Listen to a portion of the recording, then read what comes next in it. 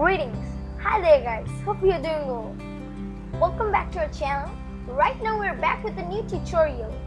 In this tutorial we will see how to troubleshoot the problem hash 1030 error in SQL database on PHP MySQL. So let's see how to troubleshoot. Alright, so when we click on anywhere from this part, I want to click on privilege. We found this error hashtag 1030. So what we have to do is we have to go to MySQL database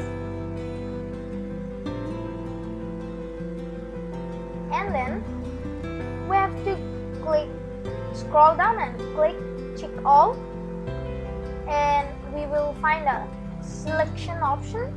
So then from here we have to click repair table, and then alright,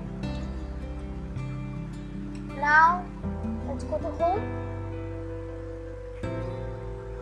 and go to our database, and now let's see. Yeah, it's working now. Thank you very much for staying with me till long.